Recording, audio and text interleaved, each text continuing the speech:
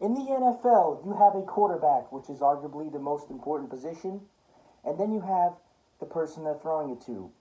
In the NFL, you have the wide receivers that seem to always make the catch, and then some. Guys like Tyreek Hill who take it 50 yards further than it was intended to be.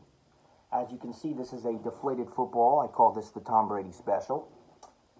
And today we're going to talk about the top 5 most impressive wide receivers halfway through the season.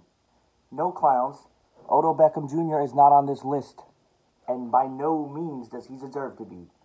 Odell Beckham Jr. will be on a different list.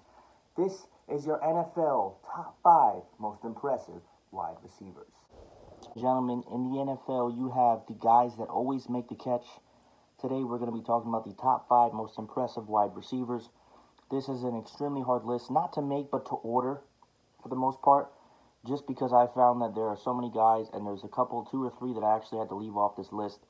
So for that standpoint alone, it is very obnoxious that I have to do that, but this is just the top 5. There are some guys that would make this list. Now, just to go over, somehow, some way, Tyreek Hill did not make this list. Amari Cooper did not make this list. Hopkins did not make this list. Just because I feel like he's been good, but he hasn't been as good, and these guys have generally impressed me more. So for me, number 5 on the top 5 most impressive wide receivers would be Julio Jones. Julio has been the modern-day Calvin Johnson, if you would say so. Now, one of the things that I'm going to talk about is he's one of the few bright spots this year for the Atlanta Falcons. He, despite maybe not leading the league, because I feel like there were more breakout wide receivers this year than most other years, he is ranked 6th among active receivers. He has 50 receptions, which is good. Not the top best in the league, but it's also good. He has a very good 712 yards and 4 touchdowns. Now, as good as the Atlanta's offense has been, their defense is so bad and this team is atrocious. So I feel like if maybe this team was doing better, he'd be ranked lower, but I'm specifically talking about the wide receiver themselves and their stats, maybe not so much how the team performs around them. I actually did forget to mention the honorable mentions. The first one's going to be Chris Godwin, and he's with the receiver. He's one of a couple receivers on the Tampa Bay Buccaneers that make the team look better. Not so much the team, but make the Jameis Winston look better than he actually is, because I don't think Jameis Winston is atrocious, but I don't think he's that great either. The income has not affected Chris Godwin, as in most games he's been a valuable asset. He's ranked 5th among active receivers with yards, and he has 54 receptions and a very good, almost leading 6 touchdowns on the season. So Chris Godwin is definitely someone that maybe would make the top 5 if a couple guys here weren't there. And another honorable mention is Stefon Diggs. He's been a spectacular year for him. He actually, earlier in the season, there had been rumors of him requesting his trade from the Vikings just a few short weeks. He's ranked 7th among active receivers at yards with 710 yards. He has 4 touchdowns with a rather low 38 receptions on the year for someone on this list. But the thing is, for me, about Stefon Diggs is that he has 38 receptions, but I'm looking at it as a standpoint of, are you making the receptions count? Because Stefon Diggs has a lot of yards, so he may only have 38 receptions, but he's making the receptions count. So, kind of like Tyreek Hill, who's another honorable mention. I don't have any stats listed for him, but he is an honorable mention as well. So I went over number 5 with Julio Jones. Number 4 on the top 5 most impressive receivers to me is Cooper Kupp. Regardless of what you say about the LA Rams this year, he's a very underrated receiver in this league. He has 58 receptions, which is very good.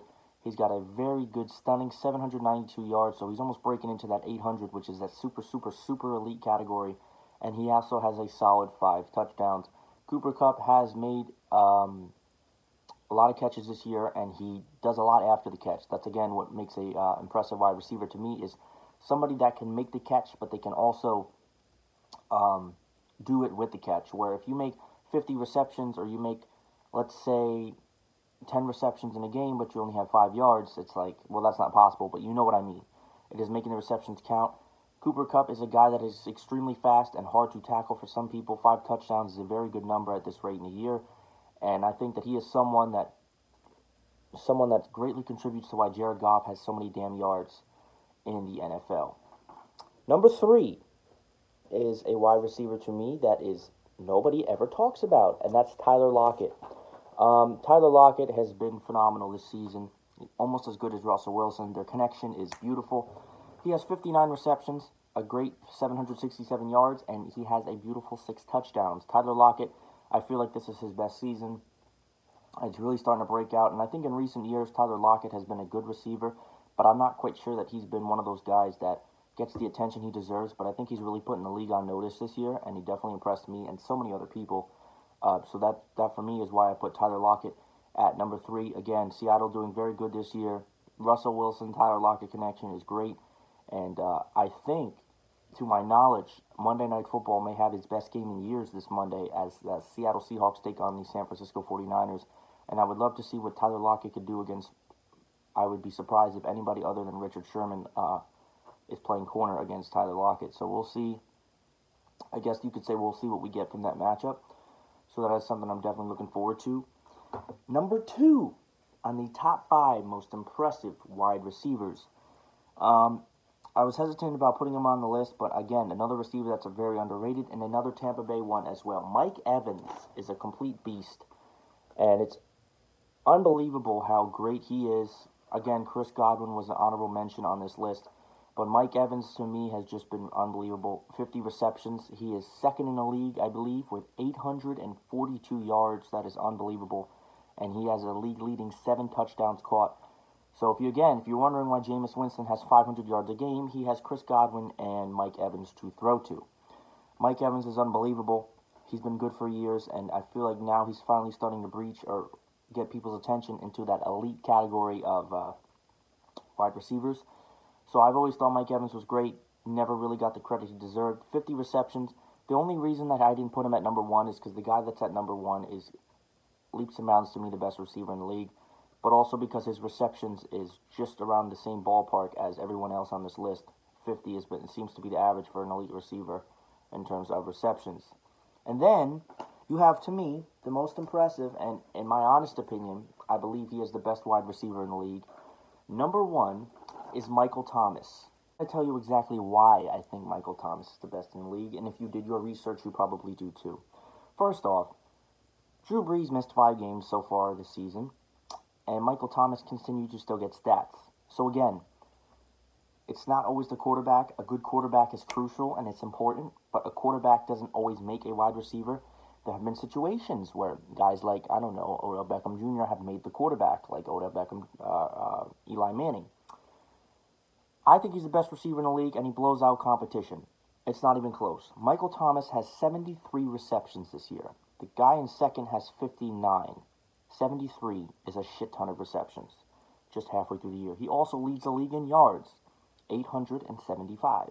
So right off the bat, without any other stats being presented to you, you know that Michael Thomas has 73 receptions, which is unbelievable. The second guy is 59. He's over 15 receptions, almost above that person.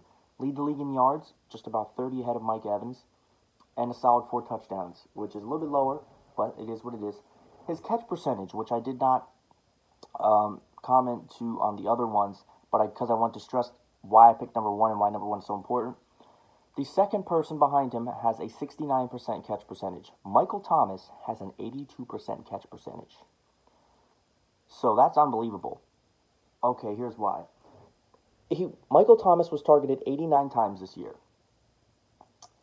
meaning the obvious. 89 footballs this year were thrown his way. 73 of them he caught. So if you were to put that into some type of ratio, Michael Thomas is 73-16 at catching a football in an NFL game. That is absolutely unbelievable. I said this last year, and I said this the year before. Michael Thomas keeps getting better and better and better. Some of it's Drew Brees, I get it, but Michael Thomas has gotten these stats regardless of who his quarterback is, because that's how good he is. I think he's one of the most unstoppable forces in the NFL, and that is why, to me, Michael Thomas is the most impressive wide receiver, at least halfway through the season. And I think that he'll lead the league in most things at the end of the year. I don't know about yards exactly, but I definitely think he'll lead the league in receptions, and his catch percentage has been 82 through 8 games, so there's no reason to believe that he'll start dropping footballs. Ladies and gentlemen, this was a rather quick one, but I wanted to get it out to the people. The top 5 most impressive wide receivers. I hope you enjoyed the list, and I hope that these receivers continue to ball out.